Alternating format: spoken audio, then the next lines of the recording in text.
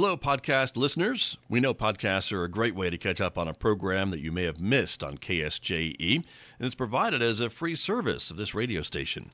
But you know, KSJE is now listener-supported, and so while you enjoy this podcast, we hope that you'll also take some time to join KSJE. Become a member today. It's quite easy to do. Just go to our website at ksje.com/support and pick the level of support that best matches your budget. Thanks again for listening. Here's your podcast.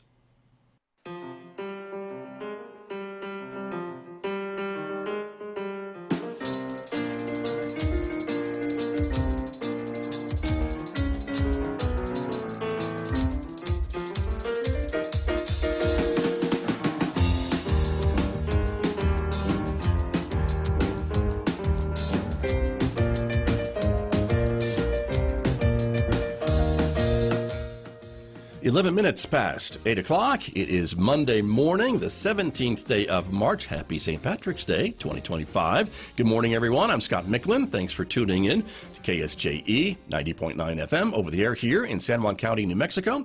In Durango, Colorado, we're broadcasting at 103.3 FM. And if you're listening to my voice anywhere else on the planet, you've gone to our website, streaming all the time, ksje.com. Welcome also to our viewers who are joining us this morning. The video of this program is streaming out live to the KSJE Facebook page and also to our YouTube channel. So welcome aboard, everyone. So glad that you're all with us, because coming up, we are getting an update from the Central Consolidated School District. Lots of things to share with you this morning of events and things going on at Central School. So stay tuned for our conversation. It begins in the next few moments right here on KSJE this morning. Then we'll make way for Mick Hess. He comes in after the news next hour at 9:06. It is our long-running classical music program, Roving with the Arts, with Mick Hess, starting up about an hour from now on KSJE. Don't forget, you can also connect with us on X and Instagram, in addition to Facebook and YouTube. And if you're a podcast person, you can subscribe for free to KSJE podcasts. They're available at places where you're probably already listening to podcasts, places like iTunes and Spotify and iHeartRadio and Google Podcasts. The list goes on and on. Subscribe and maybe discover a new local program that you may have missed recently. Outside our studios here at San Juan College, it is currently mostly cloudy on this Monday morning, 41 degrees at the moment. We're expecting a pretty cloudy day today with some winds kicking up this afternoon, but mild. Look at that temperature, 64 degrees in Farmington today, 39 and windy overnight. But then tomorrow, another change in the weather with some colder temperatures, a high of only 45 on Tuesday, 70% chance of rain or snow showers on Tuesday as well, and then winds kicking up on Tuesday night with a low of 28. Sunshine, but colder weather returns on Wednesday with a high of 44 and a low of 28. Partly sunny, 54 on Thursday, 55 by Friday, maybe reaching nearly 60 degrees by Saturday, and definitely hitting 60 by Sunday this week. I'll be back with my guests from Central Consolidated Schools right after this on KSJE. KSJE is supported by San Juan Regional Medical Center. The caregivers of San Juan Regional Medical Center are committed to bettering the quality of life, health, and care of individuals, families, and our communities. Life is their sacred trust. Better is their mission. Here is their home. San Juan Regional Medical Center, improving the health of the Four Corners since 1910. Life is all about getting from one place to another, from home to work, between school and the store. But what if you don't know exactly how to get there? That's where the Navigation Center can help. Maybe you've lost vital documents, need help with housing, or can't find a medical provider. Located inside Presbyterian Medical Services at 1001 West Broadway, the Navigation Center can help you navigate life's challenges. The San Juan County Navigation Center, connecting to resources, empowering lives. Back in Studio A with my guest this morning, as I mentioned, from the Central Consolidated School District. Jerrod Noble is here. He is the Public Relations Supervisor at Central Schools. Jerrod, good morning. Welcome back. Good morning, Scott. Nice to have you here. Thanks for being here. Also, you brought with you Gerrie Herrod, who is here this morning as well. Gerrie is the Instructional Elementary Coordinator for Central Schools.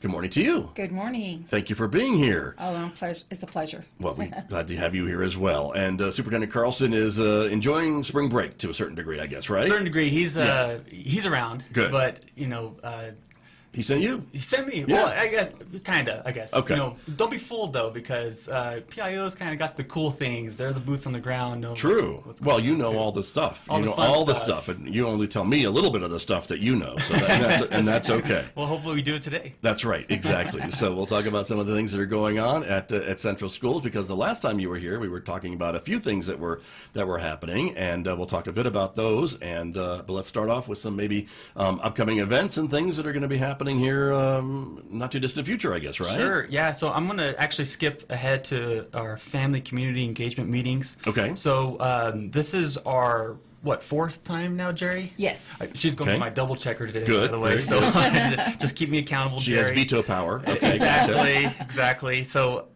family community engagement meetings. This is our fourth time doing these meetings. Just host them quarterly. So we had one in the summer, doing one in the winter, or fall actually, fall, winter, and then now we're finishing up with the spring. So Okay. I see one happening next week. Next week, yeah, right after spring break, we're gonna start our community engagement meetings in Shiprock, in the Shiprock boardroom there in central office. So that's going to be on March 26th on Wednesday, and they're all on Wednesdays. So just to, keep that in mind too. But we welcome our families, our community, teachers, students. Anyone is more than welcome to join these engagement meetings. We actually changed it from stakeholder meetings to engagement meetings because we want to engage with our parents and our community. So we love to answer your questions. We'll also have, Gerrie will be there, superintendent, assistant superintendent, a lot of our district folks, our cabinet will be there to answer questions and also give updates in our departments. And our ICO is Intercultural Community Outreach Department does a lot of hosting. They host these events for our community because they're in intercultural and community outreach. So, and so representatives from the district kind of go out into the communities. Four times a year. So this is the spring one, and because the district is so large that we've talked about before too. So you've got 3 of these set up, right? So Wednesday, March 26th, you'll start in Shiprock. Correct. Then on the 23rd of April, you'll be in Kirtland. That's a Wednesday as well. And then the next Wednesday, April 30th, you're going to be down in Newcomb. Correct. For those, gotcha. Yeah. We want to branch out. Newcomb's a long drive to, if we're going to have it in one place. So we want to go out to them so they can, make the short trip over. Right. And by the way, dinner's provided. Nice. So come out and enjoy some dinner with us, and we'll have a great time. And it's for folks then who want to learn more about what's going on in the district. Is it for folks too that maybe have a concern about something happening in the district that they can come and talk to you folks? Absolutely. Okay. If there's a concern, we want to build that relationship with them. So these meetings are perfect for that. Gotcha. And they start about what time? 5:30. All of them start at 5:30. Okay. Gotcha. Very good. So folks can certainly find out more about that, but put it on their calendars if they haven't already. If they haven't already, to come out and it's visit. going to also be on our website, so a lot more information there, and I'll get to work and make sure that our community is updated with that. Okay. And there's dinner, as you said. Dinner, so that's good. I probably won't post the menu, but the dinner's going to be there for sure. Very good. Nice. You want to talk about new student registration too, because that's coming up April 1st. That's just in a couple of weeks, right? Yes, a couple of weeks. It's just already coming around. I mean, March is just one of those.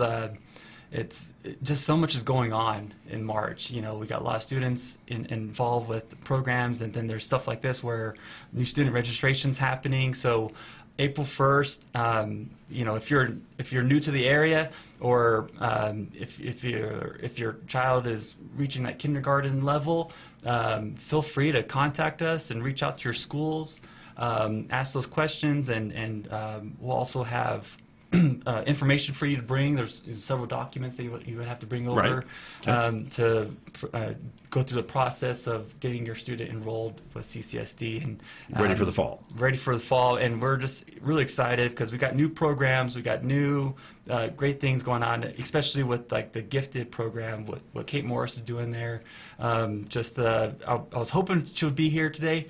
But next time. Maybe next time. Absolutely, because and there's some cool stuff too. Nice. I'm not going to leak it just yet, Scott. Okay. But that's all right. But Kate Morris. See what I mean, audience? See what I mean? He knows, but he won't tell us. That's okay. And that's what we call a tease in this business, right? Exactly. Stay tuned, because tuned. in April we'll learn about it. Yes, no problem. And so we've been partnering with ASU Global Prep. Nice. So we even have kids in 5th grade enrolling in this program where we had some kids go through the gifted referrals, Right. Identify that they're gifted, and they're in programs like these where these ASU programs are going to stick with them all the way through high school, and those kind of programs are going to transfer to any college they want. How great, And, right? and it's all there in our school. So really excited about that. Those kind of programs, Yeah. new science programs that Gerrie's going to talk about. That's why I brought her, because Great. she can talk about some programs going on in elementary school. Just a lot of fun things. Perfect. That we welcome any student that in CCSD. And just talking to Gerrie too, because I was about to say pre-K starts on April 1st, but pre-K registration, that if you're a 3-year-old or a 4-year-old. I am not, but thank you. if a parent has 3-year-old or 4-year-old, Yes. that registration begins on April 25th. Okay. Because you offer pre-K services too throughout the district, right? All of our elementary schools. Yeah, so that's important as well. So very good. And I was just going to say, it's great to have these gifted programs to keep those gifted students challenged so they don't get bored with school, right? And then wonder, what am I doing here, right? It's and incredible. so that's really important to keep them challenged. I saw some of the work they're doing, and it's beyond my level for sure. Uh-oh. Especially at the high school level. I Sure, mean, just I those bet. kids engaging in those, what's the word I'm thinking about? Gosh, it's just tough. It's tough courses that they go through. Right. But they love it. They love Sure. the challenge, and like I said, it's going to stick with them to whatever college they go to. Stanford, Yale, whatever they want to do, it'll transfer. Exactly. They're even welcome here at San Juan College. Yeah, exactly. So there you go.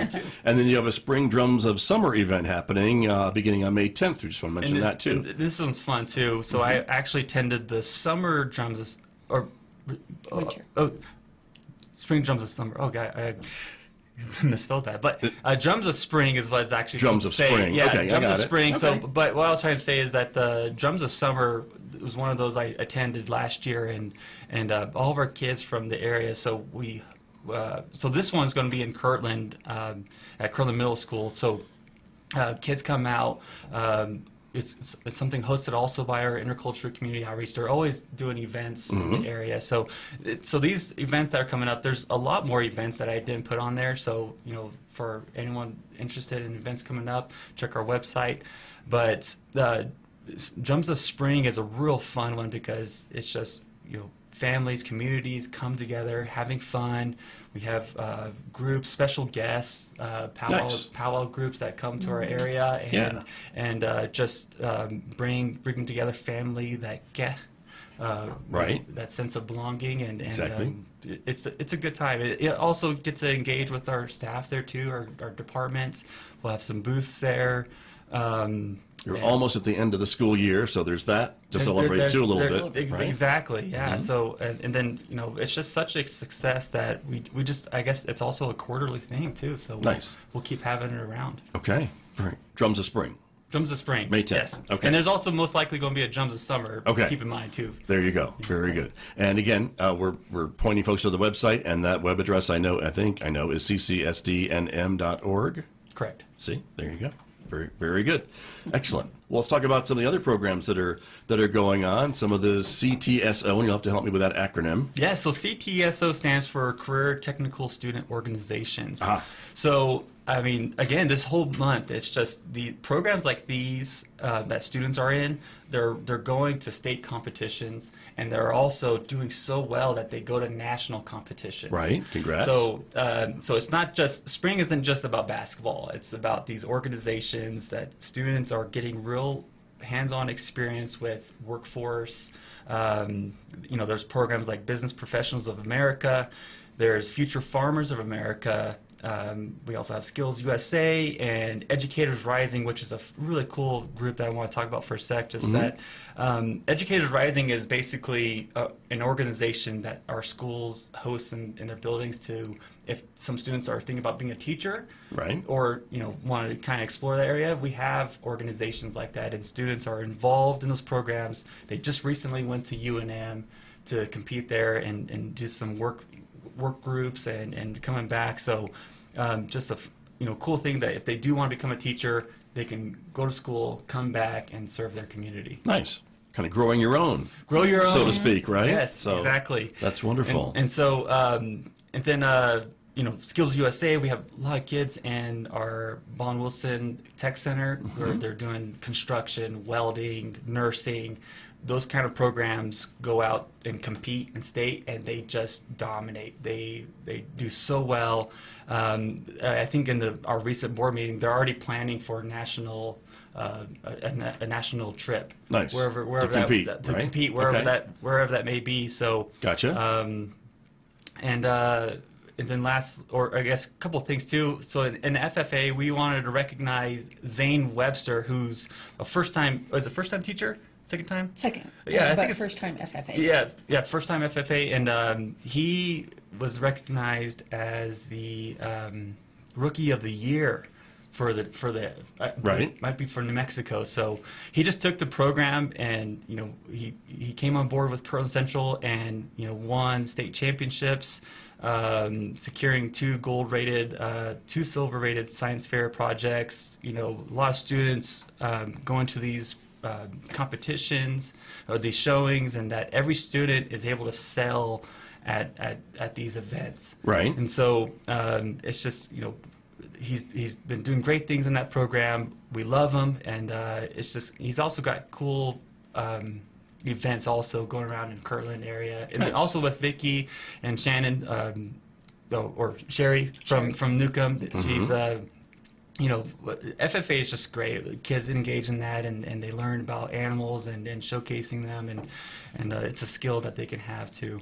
Well, it's important, I think, in a district like Central Consolidated, because agriculture is a big part of many of your family's livelihoods, Yes. and history, and culture, and all those different things, right? So it's nice to have that connection in the school, too. To bring that into school, and then to also take it home, they might learn a few things to bring to their families. Right. It's a great program. We love it, and they definitely learned want all the they need the recognition, and they have a lot of student success there. Nice. So lastly, and then Business Professionals of America. This one's kind of neat too, because we had students last week of January or early February go to the Capitol, and they were advocating for these CTSO programs. Oh, nice. The Right. funding of it, Okay. because with all these trips that are happening, they need funding. Right. They need more funding, and BPA is actually needing about $50,000 right now to go on trips to take all their kids, because they just do so well. They compete, and Sure. they rank top in first place, and Okay. so sometimes we just can't take all the kids, and what they're doing is going to the Capitol, talking to the legislators, knowing how can we get kids to these competitions. Enough money to send everybody, Yeah, right? so I would say any student wearing a tie gets points in my book. So Oh, sure thing, yeah. So keep going. as you can see, That's these right. kids, shaking hands with legislators and talking to them, so they definitely got an understanding. They brought that back, and they're sharing their knowledge of what they learned to our other folks. And it's just a real neat thing that these kids are also getting that experience of talking to their legislators, Sure. knowing what that is. They're leaders in the area to advocate and stand up for their community. Seeing a little bit about the process, Yeah. good and bad, or just maybe how long it takes, because Yeah, it's not and- just as cut and dried as maybe it seems. So nice way for them to see that up close. It is, and it's just cool programs like these. Yeah. I love doing stories like these for them. Yeah, exactly. Very good. Well, congrats to all of those programs and all the individuals that are involved with them, because that's an important thing. Here's the thing I alluded to earlier, because I think when you all were here back in February, we were just talking about, and you were just about to announce your 2 students who had won the Navajo Nation, or received the Navajo Nation bilingual seal for proficiency, and it was going to be announced, I think, later that week. Yep. And so here we are. So, Here we are. I mean, It's finally it's good. out there. It's good to actually now not make it a secret so much, and Right. we can publicize it, and so it's what's great about this, Scott, is that this is the first time where we had 2 kids in our school district earn the Navajo bilingual seal in the year. So back in 2019, we had Annalicia Toledo earn the bilingual proficiency, and it's been 5 years since Wow. we've seen a student Yeah. get the Okay. proficiency. So we're extremely Now you excited. have 2. Now we have 2, exactly. Awesome. So we're proud to announce Cadence Yazzie from Kirtland Central High School and Isaac Merritt from Shiprock High School, who did the assessment, came back, and they've earned their bilingual seal of proficiency in Navajo. Gotcha. And so to me that means, and I mean, correct me if I'm wrong, but that means that they have learned Navajo enough and well enough to be declared proficient in that Yeah. language, right? In addition to English, right? It's great because when you talk to these two kids, it's interesting because one of them has a different story where Cadence had some catching up to do. She's also the Miss Northern Navajo teen. Okay. So, learning the language, she needed to do that, and programs that ICO has brought to the table with the dual language program, the Navajo classes that are in the schools. She's also just reached out to. I mean, it took a village to help her learn the language, and that's what the CCSD brought to her. Right. And she was able to go in there. She said it was very tough. These assessments aren't easy. I'm sure. To No. go through. So Right. for her Well, to. Yeah, I was just going to say the Navajo language is a little bit of a challenge too. I think Absolutely, for folks. it's hard. So- Yeah, it's hard, but it's there. These kids can learn it. It just shows that these two kids can learn the Navajo language. They're revitalizing the language. Right. And again, programs like what CCSD is offering, your child can learn Navajo in our schools and go get that seal and put it on your certificate. Great to know. And I know there's a lot of folks that were concerned not too long ago about the future of the Navajo language and that it wasn't maybe being taught as much, not CCSD perhaps, but in other school districts around the Southwest, basically. And so it's great to see school districts teaching it and students wanting to learn it, and families, I think, maybe it was about to be forgotten or not used after a few generations coming back. And I think that's really important. Gerrie, I wanted to ask you a little bit about that, too. I think that's got to be really important for Navajo students in Central Consolidated Schools to have that opportunity to have Navajo language classes. Yes, absolutely. In our district, we talk about the four pillars, Ahajoba, Ina, and Skad, looking at how we look as Native, as Navajo, we look at our pillars and how we act, how we present ourselves, how we learn, how we treat each other. So, what the intercultural outreach program brings to our kids is a sense of real traditions being taught of the basic foundations. Some of our families have forgotten some of those pieces, and so the programs that Cadence, being able to read it, to write it, and to speak it is something that is very extraordinary in our kids.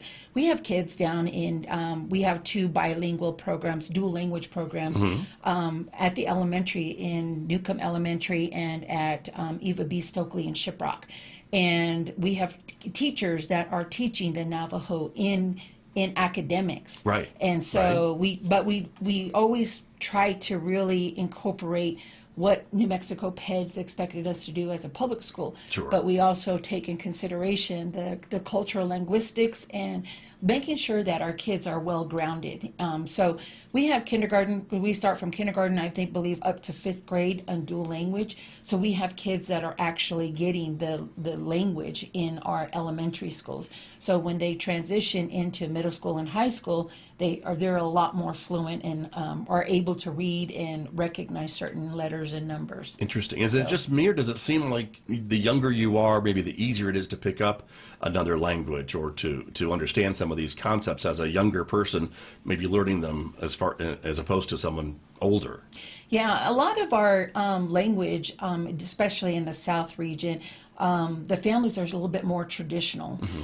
So, you have grandparents talking to them in Navajo, then you have great-grandparents, as what I've seen with, like in the Nosh Chitty area, in that, Sheep Spring area, to where our kids in kindergarten come in already kind of fluent in Navajo. Right. So, and giving the CCSD offers that dual language for them to enroll in and continue that growth academically within the education program. So Sure. yeah, it starts usually in the home, and then some come in a little bit like Cadence that need a little help. So that's where the programs come into place. So even with our academics within our implementation of a regular school day through all elementary, middle school, and high school, we really try to incorporate a lot of CLRI, the cultural linguistics, in learning, because, when we tell our teachers, if you can make it culturally relevant to them and make it meaningful in the home, they'll learn it and they'll remember it. So it kind of goes a little bit further.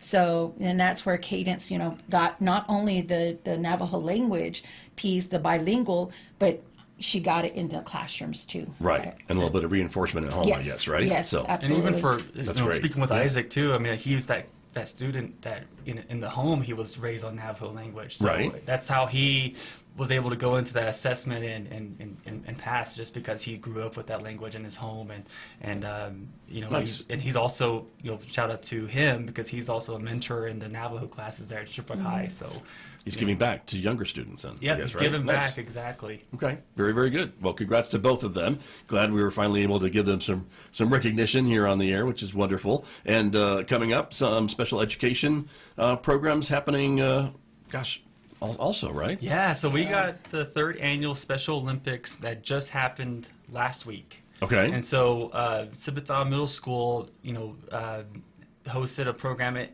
or I guess the Special Olympics games there. Mm-hmm. So our kids got the spotlight there in the gym, and it's just, you should have been there, Sky. It's these kids, they have an energy about them. bet. They bring, Right. and what was even more impressive for me was that their peers, all the other students, were just so lively and engaging with them. It was a camaraderie effort from everyone that everyone can do it. Nice. And so what you're seeing there is they're doing cornhole, and all of our schools are going to be doing cornhole tournaments against each other. And so these kids, they love practice. They don't want to go home after they got done with practice. Right, sure. So it's just a really cool experience to be a part of, and especially the 3rd annual Special Olympics. Next year, our goal is to have our schools compete with each other. So Nice. If Kirtland's going to, maybe we can bring Kirtland up to Shiprock, and we can have some basketball games, or Right. There was kickball at one time too with our elementary school. So that's kind of what we have our eyes on, hopefully next year, because it keeps growing. We actually now reached to Newcomb High School that their kids are, we're doing Special Olympics there. Nice. Very cool. And so a couple other events that are coming, right? On March 28th will be at Newcomb, right? So it'll be at Newcomb, March 28th, and then in April we'll have Kirtland Central High School on April 10th. Shiprock High School will have theirs April 17th, and then Kirtland Middle School, we're going to find that date pretty soon. So we were reaching out to them, so we'll get a date. I know for sure they got a Special Olympics there. Okay. It's going to be a lot of fun these next few weeks. Yeah, wonderful. And then Project Search is also something to mention too, right? Yeah, Project Search has been around in our district. So, our students who might have graduated after high school, we want to give them job experience, real world experiences, to be able to be out in the real world. So, Project Search, we have this program in our school district where, if they graduated, they can come back and be a part of maybe like our operations department. So some kids are, doing some paperwork. They're doing some job assignments. We have kids working on HVAC units. They're actually traveling with our maintenance crews. Cool. So last year we just had it in our operations department. Now we're reaching out to like our IT department and food service. So just different departments are welcoming these kids to get them ready for the real world. Nice. Very good. Excellent. Well, congrats to them as well, and to the instructors that are part of that as well. Yes. Also. Next, curriculum instruction, new grants that are being applied for from the district? Yes. Here, just recently, our grants writer, her name is Ann Clark, she started attending some meetings from New Mexico PED. We're doing the public something education department. For the education department. And normally in previous years, each department within CCSD wrote certain grants for the state of New Mexico and federal grants. But this year, they're starting something a little different with a unified grant. It's a pilot program that some of the districts, including CCSD, is a part of. Okay. So that's something that's fairly new of what's happening. And so we're right now currently in the middle process of writing sections of the grant. So there were certain things that we were mandated and required to attend, and we've met all those requirements. And so we took a look at little pieces and look at what department, what funding can support other funding, so that we are all aligned to ensure that we support what our kids are doing. Right. Whether it's programs, whether it's curriculum, whether it's extracurricular activities, competitions, and stuff like that. So a lot of the competitions that Jerrod was talking about, some of that funding comes from our department, the curriculum and instruction. So we're working on that right now currently on that new grant. The Nice. other thing too is, we just got finished writing and submitting a fairly new pre-K grant for the funding for the next 4 years as well. Gotcha. Which would continue those types of programs, those pre-K programs at the elementary schools? Yes, ours, actually our CCSD pre-K program is very unique in a sense, the way we came together and we talked to other departments and collaborated, and we looked at what needs, what were we missing in different communities. We have the Kirtland area, Shiprock area, and the Newcomb area. Right. What, looking at the babies, what can we do to support them and families in that area? And at that family engagement, those nights that Jerrod was talking about earlier, we have people coming up to us with the little ones Sure. and saying, what can you guys offer us? We don't have this. So our new grant that we just completed is a little different. We're trying something a little different that's out of the ordinary. We still adhere, of course, we're public schools, so we still adhere to New Mexico PED regulations. But we also have to follow the guidelines for early childhood, the ECECD component from the state. Right. So we have two organizations that we have to adhere to.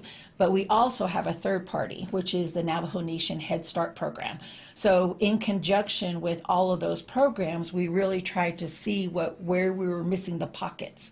And so this grant, we identified 4 sites, Newcomb Elementary, Najoni Elementary, Judy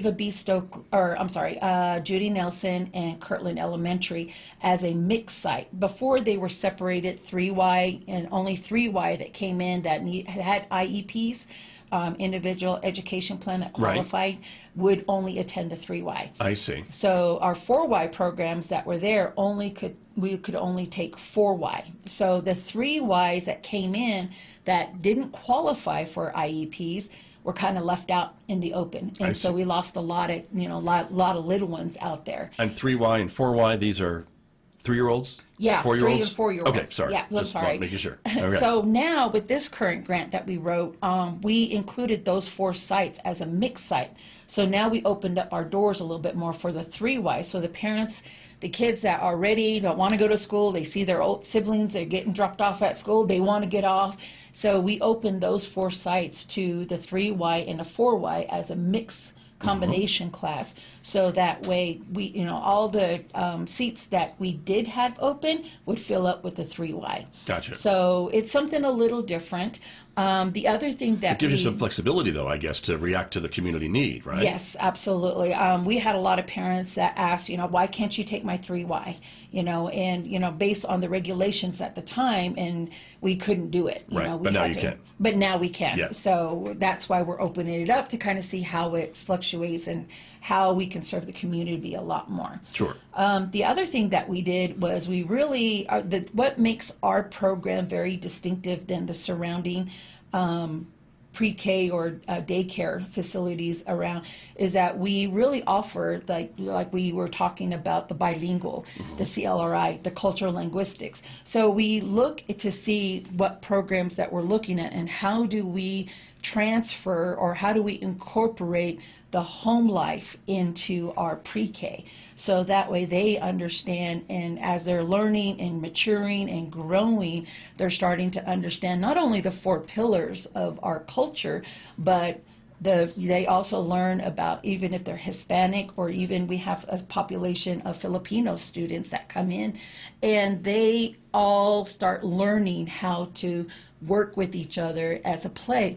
But in 4Y, our pre-K second semester turns more academic, to where now what they get is a solid foundation before they become kindergartners. I was going to say they'll be kindergartners soon, right? So that probably Yeah. makes sense to get them ready for that. Yes, but the one thing that they all love is that this year we said we're going to try something different, out of the ordinary than what everybody expects us to do as public school, is that the principals jumped on and said, you know what, let's offer art classes, music, PE, library, and some classes have beginning wow. computer. But Nice.